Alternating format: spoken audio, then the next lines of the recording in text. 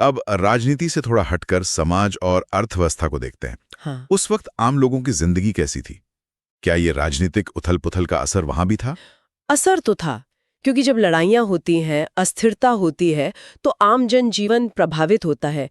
लेकिन अगर हम सामाजिक ढांचे की बात करें, तो वो काफी हद तक वैसा ही बना हुआ था, पारंपरिक।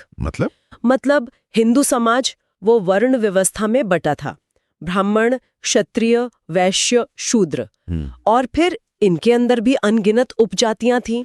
और ये जातियां लोगों की जिंदगी को कैसे तय करती थी? हर तरह से। क्या काम करेंगे, किससे शादी होगी, किसके साथ उठना बैठना होगा, ये सब कुछ काफी हद तक जाति से तय होता था। और मुसलमानों में क्या वहां स्थिति अलग थी?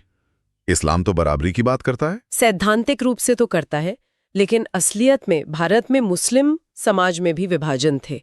नस्ल के आधार पर, कबीले के आधार पर, सामाजिक रुतबे के आधार पर। अच्छा, जैसे शरीफ मुसलमान होते थे जो उच्च वर्ग के माने जाते थे, और अजलाफ होते थे जिन्हें निचला माना जाता था। फिर जो लोग धर्म बदलकर मुसलमान बने थे, उन्हें भी कई बार बराबरी का दर्जा नहीं मिलता था। तो समाज में विभाजन काफी गहरे थे। शिक्षा का क्या हाल था? क्या लोग पढ़ लिख रहे थे? देखिए, पारंपरिक शिक्षा व्यवस्था तो थी। हिंदुओं के लिए पाठशालाएं थीं प्राइमरी एजुकेशन के लिए। हाँ। और उच्च शिक्षा के लिए टोल या चतुष्पाठी होते थे, जहां ज्यादातर धर्म, दर्शन, साहित्य पढ़ाया जाता था। और मुसलमानों के लिए? उनके लिए मकतब थे प्राइमरी के लिए, और मदरसे थे हायर एजुकेशन के लिए। वहां भी धर्मशास्त्र, कानून, साहित्य पर ही ज्यादा जोर था। लेकिन यहाँ एक कमी नजर आ रही है। यूरोप में उस वक्त साइंटिफिक रेवोल्यूशन चल रहा था, नई टेक्नोलॉजी आ रही थी। क्या भारत में विज्ञान और तकनीक पर ध्यान था? दुर्भाग्य से बहुत कम।